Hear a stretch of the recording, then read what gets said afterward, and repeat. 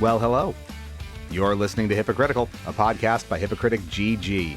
I'm Lou, some call me Cheat Speak, and this time around, we love reviews. We love making reviews. We love putting them out there. There's obviously a process behind it, and there's an interesting piece of that process that we started thinking about a little more intently recently. Maybe we can all think about it together. How player skill impacts and influences a person's ability to review a video game. This I thought was really interesting. Let's talk about it. It kind of came from, to set the stage, we have a full video review and some shorts out about Sonic R, and taking a look at it on the Sega Saturn. We were not particularly kind to it, especially as far as the controls are concerned. And the main piece of feedback that we got, and from comments and people out there engaging with the material, is skill issue.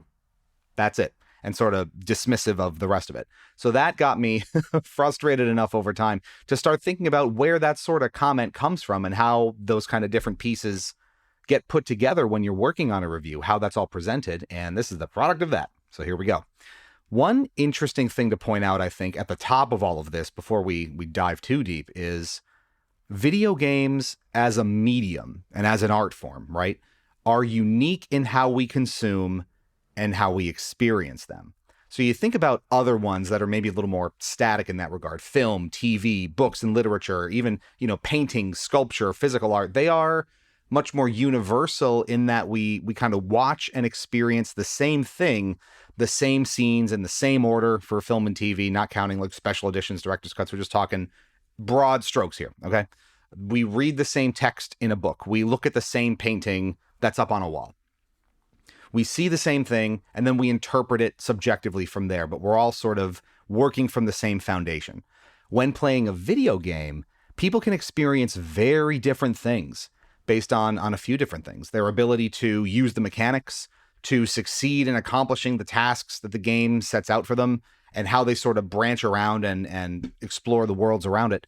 No two experiences in a video game are likely to be the same. There will always be deviations. There will always be differences in even where the camera's pointing relative to a certain cutscene or a certain event in game. So interpretation of those events and of all those mechanics doesn't always branch off from a common point. That shared foundational experience isn't there.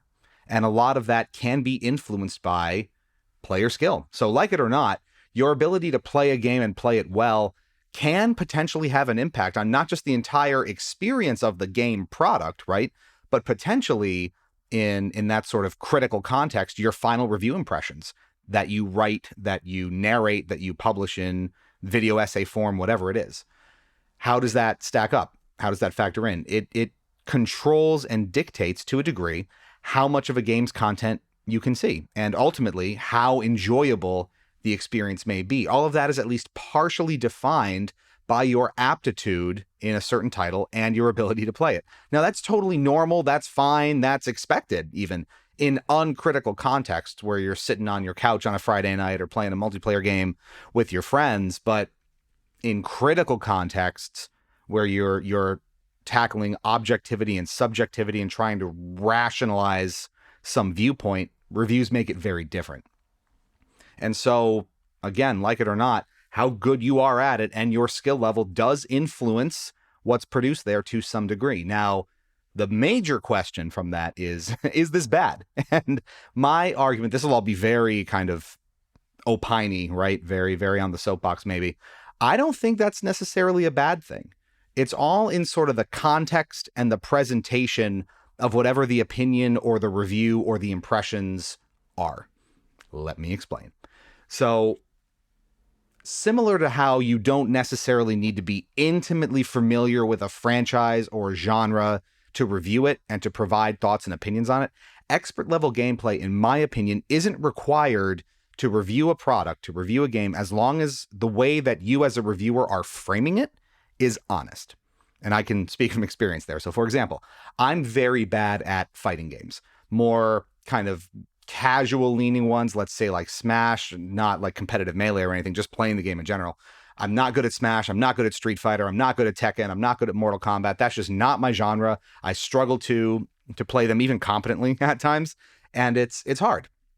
But taking an honest look at those kinds of things and understanding the context and the mechanics and how all these, disparate elements fit together, there's often value in something like, Street Fighter 6 review from a non-fighting game fan's perspective or something like that. So that, maybe you're not putting the best gameplay out in a recorded video, or you don't have the depth of knowledge or understanding of what happened in, Street Fighter 1 through 5 from a gameplay perspective, but you're setting those expectations properly up front so viewers or readers know what to expect. Recently, on the podcast, we even talked about something like Baldur's Gate 3, where I've admitted that I'm not an RPG fan. I don't play a ton of RPGs, but there was a lot in Baldur's Gate that I loved and understood.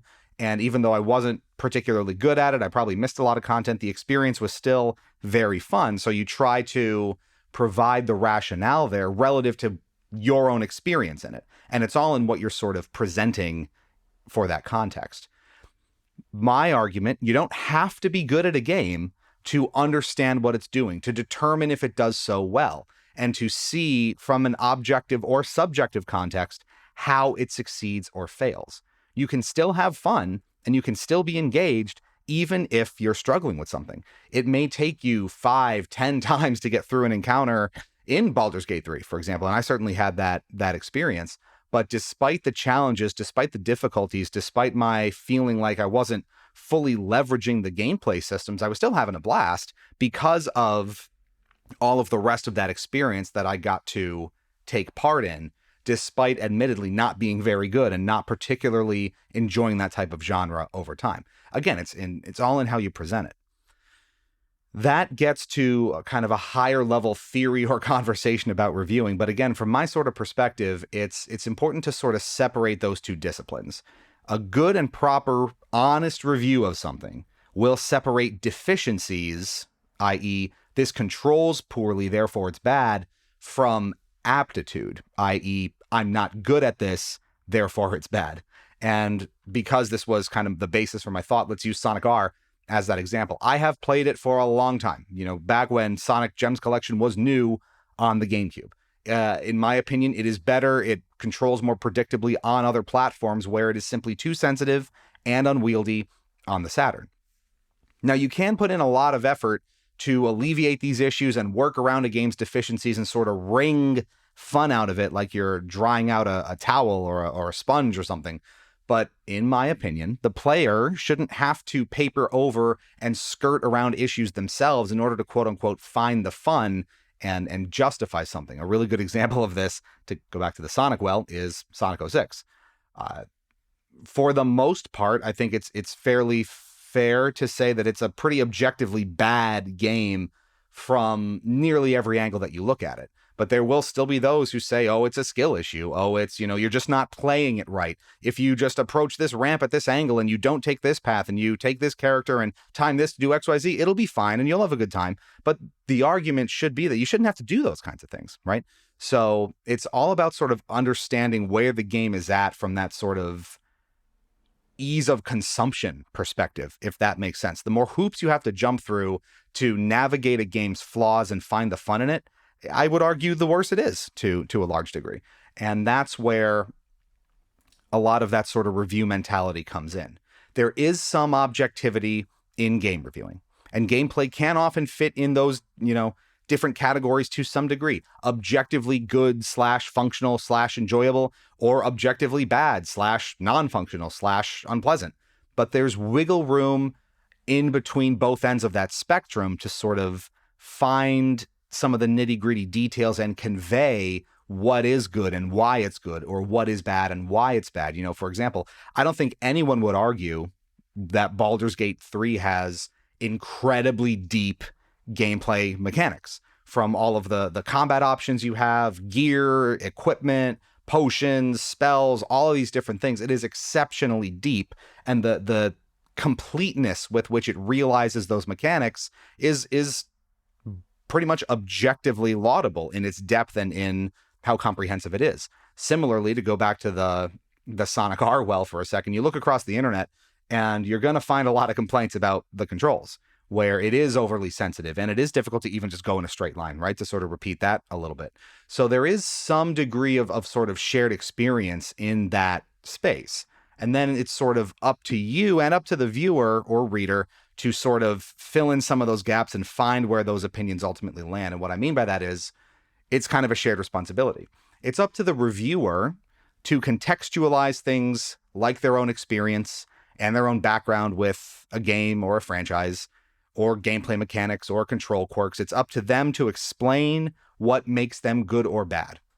Especially from a control perspective, this is commonly tough to convey, since that's something you sort of experience yourself with your own hands, with your own hand-eye coordination, but you kind of have to do it to get that point across. Just saying this sucks, or this doesn't control well, or this looks bad with no explanation is often not a legitimate assessment of a game, even in our context where, you know, it's often very difficult to do in kind of 60 seconds or less short video form. But even in our 4, 5, 6 minute bite-sized reviews, we take a lot of time and effort, at least in my own head, to, and I hope that shows in the content, to explain why something doesn't feel good or something doesn't play well or what the issue is.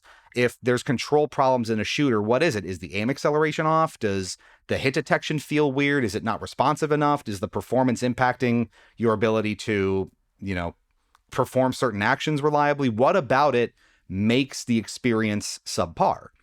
So just saying this sucks or just saying this doesn't control well isn't enough. You owe it to the people who are watching your review or reading your review, and you owe it to the product, in a sense, to explain and rationalize that opinion. Yeah, you can say, oh, it's awesome. Oh, it's a 10 out of 10. 5 Gloobies out of 5. Why? Justify that. Explain it. Make it clear. Make it obvious. Do it over and over again. At the same time, it's also up to the viewer or the reader or whoever it is to understand that context. Simply commenting skill issue and dismissing everything else in a review or in a piece of writing just because they said that, you know, something doesn't control as well as you think it does is pretty juvenile, and is a really good way to get whoever you're engaging with to completely dismiss and disregard your opinion or the things that you're trying to say, if that's the kind of shallowness with which it's happening, right?